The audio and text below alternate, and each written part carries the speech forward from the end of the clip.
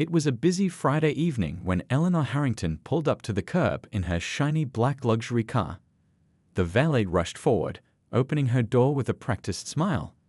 Eleanor barely looked at him as she stepped out, handing over her keys with 2 fingers like she was disposing of something unpleasant. The evening air was cool, but Eleanor didn't notice. At 45, she had built one of the biggest real estate companies in the city. Her face was well known from billboards and magazine covers that called her the property queen. Tonight, she wore a dark blue designer dress that probably cost more than what most people earned in a month. Gold bracelets clinked on her wrists, and diamonds sparkled at her ears and neck. "Remember, we need to impress these clients," Eleanor said sharply to the 2 people walking behind her, her assistant Penny and her business partner Tom. "This deal is worth millions." Lumiere had opened just 3 months ago, but it was already the hardest reservation to get in town. Food bloggers couldn't stop talking about the place. Celebrities were spotted there almost every night. The head chef had worked in Paris and Tokyo before opening his own restaurant. Eleanor hadn't bothered making a reservation. Why would she? Places always made room for her. The restaurant's front door was made of heavy dark wood with a small golden light above it. Inside, soft jazz music played. The walls were painted a deep red, and small candles flickered on every table. The place smelled like fresh bread and expensive wine. A young woman stood behind a small desk at the entrance. Her black shirt and pants were crisp and professional. Her hair was pulled back neatly, and she greeted them with a warm smile. "Good evening and welcome to Lumiere," she said. Eleanor cut her off. "Table for 3. Something near the window would be nice." She didn't phrase it as a question. The hostess glanced down at her tablet, and her smile faltered slightly. "Do you have a reservation with us tonight, ma'am?" Eleanor let out a small laugh and pulled off her designer sunglasses, even though it was evening. "Reservation? I don't think that's necessary. I'm Eleanor Harrington." She paused, waiting for recognition. The hostess nodded politely. "It's wonderful to have you with us, Miss Harrington, but I'm afraid we're fully booked tonight. Every table has been reserved for weeks." Eleanor's smile didn't waver, but her eyes hardened. Behind her, Penny shifted uncomfortably. "Surely you can find something for us," Eleanor said, her voice getting slightly louder. "I have important clients joining me shortly." This wasn't true. Her dinner companions were already with her. But Eleanor found that making up important clients usually got her what she wanted. The hostess looked genuinely sorry. "I wish I could help, but we don't even have seats at the bar available for another hour. I'd be happy to take your number and call you if something opens up earlier." Several diners at nearby tables had begun to look over. Eleanor felt their eyes on her and didn't like it. She was used to making people wait, not being made to wait herself. "Do you have any idea how much business I bring to places I favor?" Eleanor's voice had dropped to a dangerous whisper. Her pleasant mask was slipping.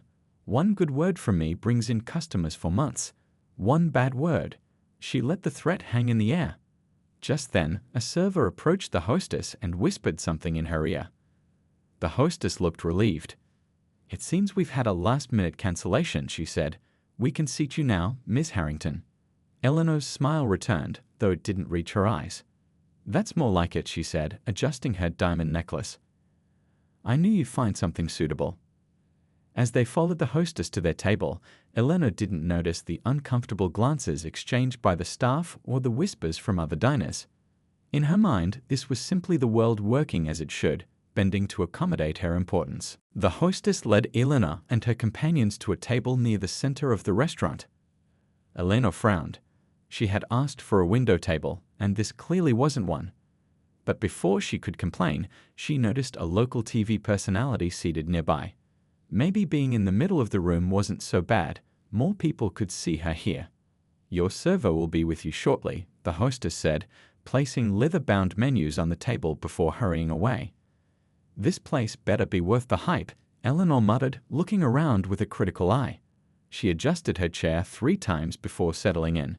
A few minutes later, a young man approached their table. He wore the same black uniform as the other staff, but something about his posture showed extra care. Back straight, shoulders relaxed, a genuine smile on his face. "Good evening. My name is Michael," "And I'll be taking care of you tonight," he said. His voice was warm and clear. "Can I start you off with some sparkling water for the table?" Eleanor barely looked up. "Flat water. And make sure it's actually cold this time. The last place I went to served me room temperature water like I was some kind of animal." If Michael was bothered by her tone, he didn't show it. "Of course. I'll bring that right away. Would anyone like to start with a cocktail while you look at the menu?" Tom and Penny quietly ordered simple drinks. Elena flipped through the cocktail menu with a deepening frown. "Nothing interesting here. Don't you have anything special? Something not on the menu?" She tapped her manicured nails on the table. "I thought this was supposed to be the best restaurant in town." "We have a wonderful off-menu drink with passion fruit and ginger," Michael suggested. "It's become quite popular with our regular guests." "Fine, that'll do," Eleanor said with a dismissive wave of her hand. When Michael returned with the waters, Eleanor immediately took a sip and made a face. "This isn't cold enough," she said loudly. "Do you people not own a refrigerator?" Several diners at nearby tables glanced over. "I'm very sorry about that," Michael said, reaching for the glass. "Let me get you a colder one right away." "Don't bother," Eleanor snapped. "Just bring me some ice, and hurry up with that drink. We've been waiting forever." It had been less than 5 minutes. When the bread basket arrived, Eleanor picked up a piece, broke it in half, and dropped it back in the basket. "This isn't fresh," she announced, loud enough for the next table to hear. "It's probably been sitting around all day." "The bread is baked hourly, ma'am," Michael explained patiently. "I can bring you a warmer batch if you prefer." "Yes, to that. And bring some real butter, not whatever this is." She pointed to the small dish of herb-infused butter. Throughout the ordering process, Eleanor found something wrong with everything. The wine list was basic, the menu descriptions were pretentious, and when Michael politely explained one of the chef's signature dishes, she cut him off mid-sentence. "I know what braising is," she said sharply. "I'm not some clueless tourist. I've eaten at the best restaurants in Paris and Tokyo." Tom and Penny had barely spoken, their faces increasingly uncomfortable as Eleanor's behavior grew worse. Each time Michael approached the table, he was met with a new complaint or demand. The final straw came when Eleanor asked about the fish special.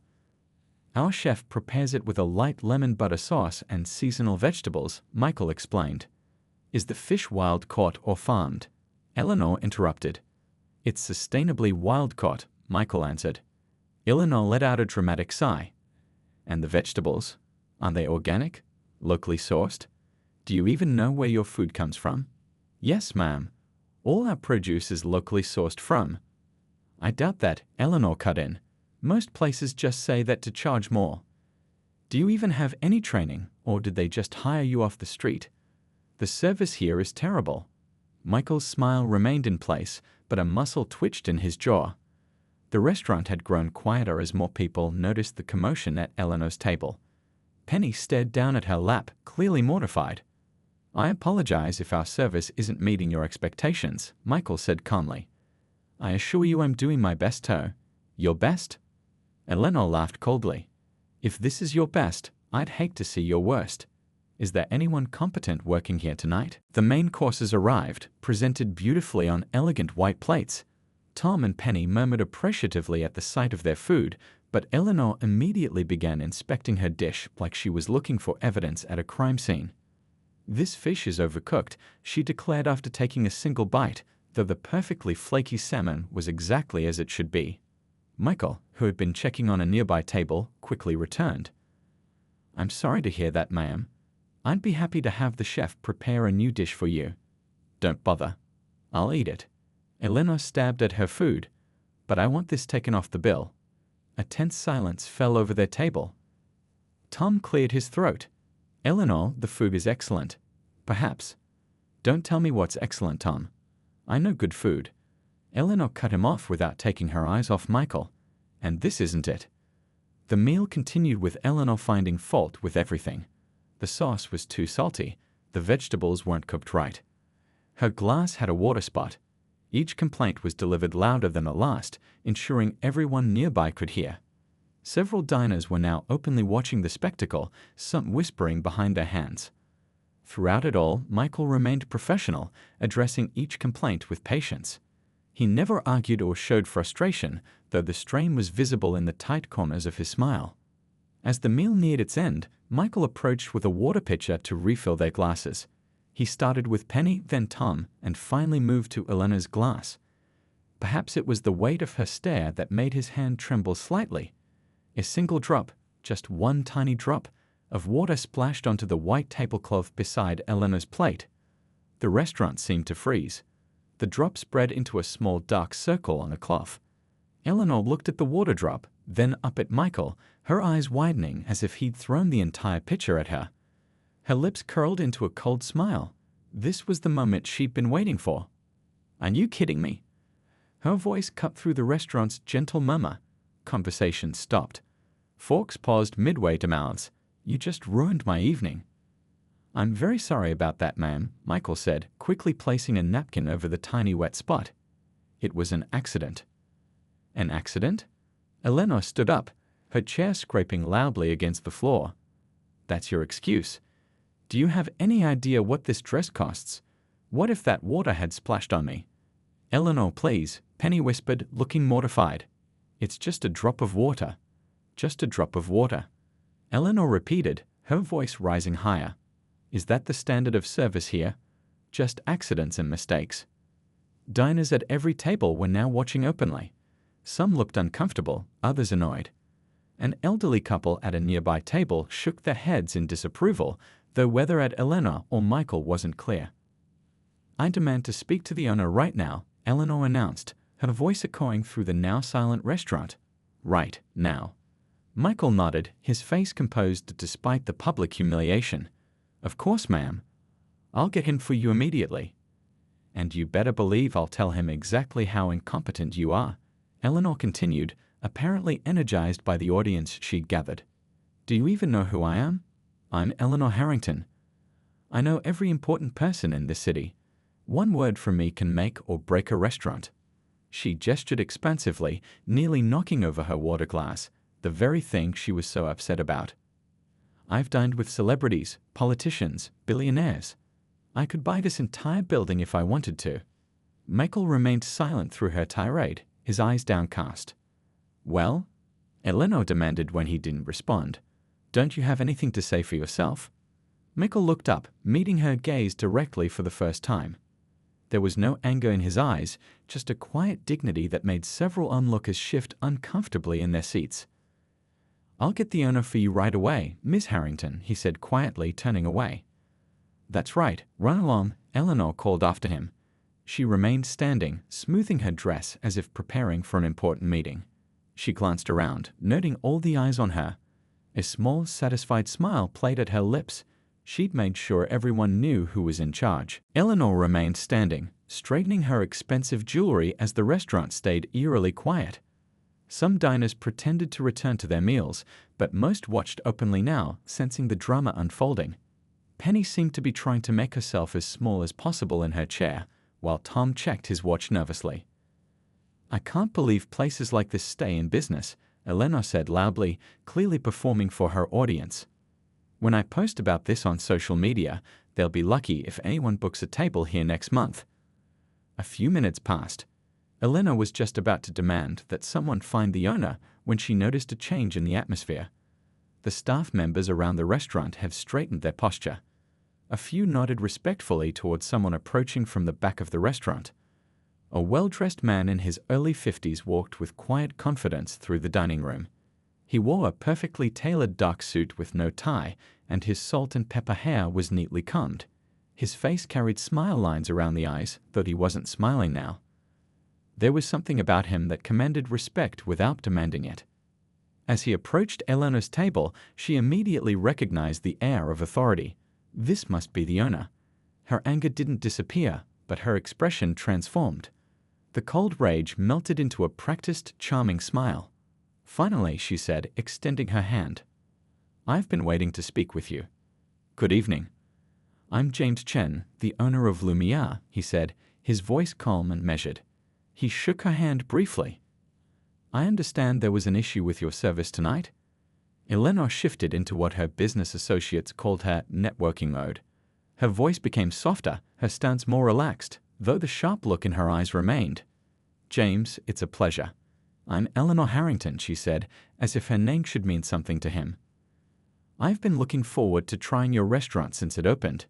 The ambience is lovely, but I must say I'm disappointed with the service." She gestured dismissively toward where Michael had been standing. "Your waiter has been inattentive and clumsy all evening. Just now, he spilled water on my table. It nearly ruined my dress." James nodded thoughtfully, glancing at the tiny spot on the tablecloth that had already begun to dry. "I see. And how was the food?" Eleanor waved her hand. "The food was fine, but when I'm paying these prices, I expect perfection in all areas. Your waiter clearly needs more training, or perhaps a different line of work altogether." James studied her for a moment. His face remained professional, but something shifted in his eyes. "Miss Harrington, I take customer feedback very seriously," he said. "We strive to provide the best experience possible for everyone who dines with us." "Well, you have quite a way to go," Eleanor said with a cold laugh. "Starting with your staff selection. That waiter, Michael, was it? Seems completely out of his depth here." James nodded slowly. "Michael? Yes, he's been with us since we opened." "If I were you, I'd reconsider that decision," Eleanor advised, relaxing slightly now that she appeared to have the owner's ear. "First impressions are everything in this business." "You're right about first impressions," James agreed. A small warm smile appeared on his face. "That's why I'm particularly proud of Michael. He handles challenging situations with remarkable grace." Something in his tone made Eleanor pause. She noticed for the first time that James's features shared a resemblance to Michael's. "Michael is my son," James continued, his voice gentle but firm. "He has an MBA from Cornell and turned down offers from several investment firms because he wanted to learn our family business from the ground up. He insisted on starting as a server to understand every aspect of restaurant management." The color drained from Eleanor's face. Her mouth opened slightly, but no words came out. "He could have started as a manager," James added, "but he believed in earning his position. We're first-generation immigrants, Miss Harrington.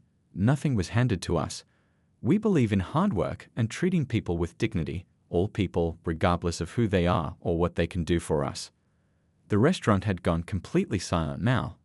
Eleanor stood frozen, her practiced smile crumbling at the edges. Eleanor's mind raced for something to say, but for once, words failed her.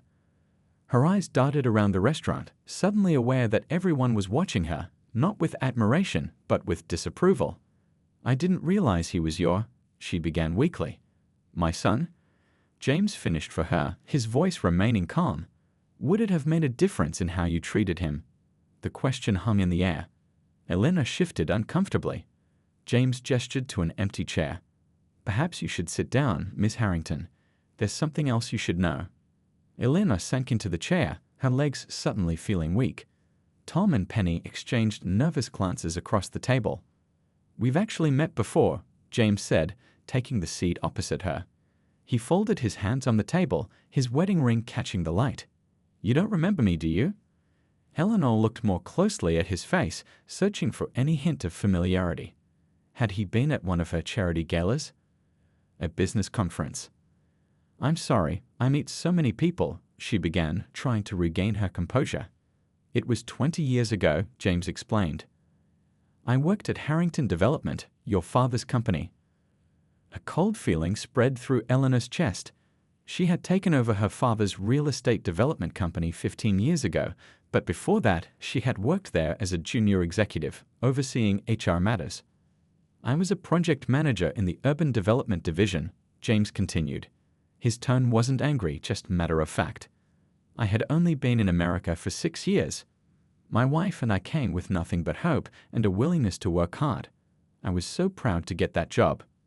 Eleanor's mind frantically searched through old memories. The restaurant around them seemed to fade away as she was pulled back in time. "We had a son, Michael, and a new baby on the way," James said. "My wife had just received her notice for her citizenship ceremony. After 10 years of paperwork and waiting, she was finally going to become an American citizen." A soft smile crossed his face at the memory. It was the proudest day of her life. Something clicked in Eleanor's mind. a faint memory of a man in a cheap suit standing nervously in her office, hat in hand. I asked for the day off to attend her ceremony, James said. I had never taken a sick day, never been late. I came in on weekends when needed. I just wanted that one day to see my wife become a citizen of the country we loved. Eleanor's throat went dry. She remembered now. You denied my request, James said simply. When I explained why it was so important, you said, and I remember your exact words. We're not running a charity here. Your personal issues aren't the company's problem. Across the table, Penny's hand moved to cover her mouth. When I decided to take the day off anyway, you had me fired, James finished. No warning, no second chance. Security escorted me out that same day. My wife was 7 months pregnant. Eleanor remembered her father's voice. You need to be tough in this business, Ellie. Make an example. She had been trying so hard to prove herself, to show she could be as ruthless as any man in the industry. I couldn't find work for months, James continued. No references, a sudden termination on my record. We almost lost our apartment. My wife had to postpone her medical checkups because we couldn't afford them. He paused, looking down at his hands for a moment before meeting Eleanor's eyes again. But losing that job turned out to be the best thing that ever happened to me, he said. With no other options, I took our savings and rented a tiny food cart. I sold my mother's dumplings from a street corner. People loved them. James gestured around the elegant restaurant. From that cart, we saved enough to open a small cafe, then another. Now we have 5 restaurants, including Lumiere. That baby my wife was carrying when you fired me. She just graduated from medical school. The silence at the table was deafening. Eleanor's face had gone completely pale, her carefully constructed image crumbling before everyone's eyes. Eleanor stared at the tablecloth, unable to meet James's eyes. The restaurant remained unnaturally quiet, as if everyone was holding their breath. Even the kitchen sounds seemed muted. The weight of dozens of stares pressed down on Eleanor's shoulders. Her carefully constructed world of privilege and entitlement was crumbling around her. I don't know what to say, she finally whispered. For the first time that evening, perhaps for the first time in years, her words weren't calculated or performative. James watched her for a moment, his expression neither angry nor triumphant. There was something like compassion in his eyes, which somehow made Eleanor feel even worse. Sometimes there's nothing to say, he replied softly. Actions speak for themselves. Michael appeared silently beside his father, placing a gentle hand on his shoulder. Their family resemblance was unmistakable now that Eleanor knew to look for it, the same steady eyes, the same quiet dignity. Is everything okay, Dad? Michael asked, concern evident in his voice. James nodded. Yes, son, Ms. Harrington and I were just catching up on old times. He turned back to Eleanor. Michael doesn't know the story I just told you. I never wanted him to think success came from anger or revenge. Eleanor felt something unfamiliar twist in her chest. Was it shame? She couldn't remember the last time she'd felt it. James stood up, straightening his jacket with a small, decisive movement. Ms. Harrington, Lumiere welcomes everyone who treats our staff and other guests with respect. His voice remained quiet, but it carried throughout the hushed restaurant. Tonight, you've broken that trust. I need to ask you to leave. A small gasp rippled through the nearby tables. Being asked to leave one of the city's most exclusive restaurants was unheard of, especially for someone like Eleanor Harrington. You're asking me to leave. Eleanor's voice cracked slightly. Her face flushed hot with embarrassment. I am, James confirmed, not out of revenge for the past, but because of your choices tonight. He gestured toward a young couple at a nearby table who quickly looked away. Everyone deserves to enjoy their evening without disturbance. Tom cleared his throat nervously. Eleanor, perhaps we should go. He was already reaching for his wallet. The meal is on the house, James said firmly. I just ask that you leave quietly. Eleanor's hands trembled as she gathered her designer purse. She felt dizzy, her carefully constructed reality shifting beneath her feet. This wasn't how things were supposed to work. People didn't ask Eleanor Harrington to leave. They'd begged her to stay. My associates, she began, glancing at Tom and Penny, they didn't do anything wrong. They're welcome to stay if they wish, James replied. Tom and Penny exchanged glances. Neither made a move to stay. I think we'll be going too, Tom said, avoiding Eleanor's eyes. Early meeting tomorrow. As Eleanor stood, her legs felt wobbly, like she might collapse. She steadied herself against the table. The walk to the door seemed impossibly long, with every eye in the restaurant following her. It was the walk of shame she'd never expected to make. Behind her, she heard murmuring start up again. One voice carried clearly, "Well, good for them. About time someone stood up to people like that." Outside on the sidewalk, the cool night air hit Eleanor like a slap. The valet hurried to get their cars. Tom checked his phone, muttering something about calling an Uber instead. Penny stood a few feet away, clearly wanting distance from Eleanor. "I can't believe what just happened in there," Eleanor said, still struggling to process the evening. "He humiliated me in front of everyone." Penny looked up from her phone, a strange expression on her face. "Eleanor, he didn't humiliate you," she said quietly. "You did that all by yourself." Before Eleanor could respond, a sleek black car pulled up. Penny touched Tom's arm. "My ride's here. I'll see you at the office tomorrow." She slipped into the car without a backward glance at Eleanor. Left standing alone on the curb, Eleanor felt something she hadn't experienced in decades, the sensation of being utterly insignificant. Inside the restaurant, through the large front windows, she could see people laughing and talking again. The world was moving on without her. 6 months passed. The early morning sun streamed through the windows of Lumiere's newest location in the city's arts district.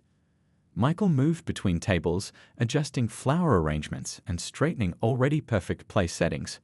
As the restaurant's new manager, he took pride in every detail. "The health inspector will be here at 10, he reminded a young waiter who was polishing glasses behind the bar. "And we've got that private party tonight, so make sure we're fully stocked." The front door chimed softly, making Michael look up with surprise. They weren't open for another hour. "I'm sorry, we're not open yet," he began, then stopped when he recognized the visitor. Eleanor Harrington stood in the doorway, but she looked different from the woman who had caused such a scene 6 months ago. Her clothes were still expensive but more subdued. Her makeup was lighter. Most noticeably, the hard edge in her eyes had softened. "Hello, Michael," she said quietly. "I know you're not open. I was hoping to speak with you for just a few minutes." Michael hesitated, then nodded. "We can sit here," he said, gesturing to a table near the window. They sat in awkward silence for a moment. Eleanor placed her hands flat on the table, as if to steady herself. "I've tried to come in 3 times before this," she admitted. "Each time, I couldn't make it past the sidewalk." Michael didn't respond, but his expression remained open, waiting. "After what happened that night," Eleanor continued, "my life changed in ways I never expected." She gave a small, humorless laugh. "Someone at the restaurant that night took a video. Nothing too clear, just enough to capture me yelling at you and then your father asking me to leave." Michael nodded. He knew about the video. It had circulated widely on social media. "It went viral," Eleanor said. "People I'd worked with for years saw it. Clients started canceling meetings. The charity boards I sat on suddenly didn't need my help." She looked down at her hands. "For the first time in my adult life, my name and money couldn't fix a problem. In fact, they made it worse." A waiter appeared with 2 cups of coffee, setting them down without a word before disappearing back to the kitchen. "At first, I was angry," Eleanor continued, wrapping her hands around the warm cup. "I blamed everyone else. Your father, you, the person who took the video. Then one morning, I watched it again. But this time, I really saw myself." Her voice grew quieter. "I saw someone I didn't like very much." Michael took a sip of his coffee, giving her space to continue. "That woman in the video wasn't who I thought I was," Eleanor said. "Or maybe it was exactly who I'd become without realizing it. Either way, it was a wake-up call I needed." Outside, the city was coming to life. A street sweeper rumbled past. People hurried to work, coffee cups in hand. "I spent these months doing a lot of thinking," Eleanor said, "and working with a therapist, if you can believe it." She smiled slightly. "Me in therapy. My father would roll over in his grave." Michael returned the small smile, the tension between them easing a fraction. "I came here to apologize," she said simply. "To you, specifically. What I did that night was inexcusable. You were just doing your job, and I treated you like you were beneath me."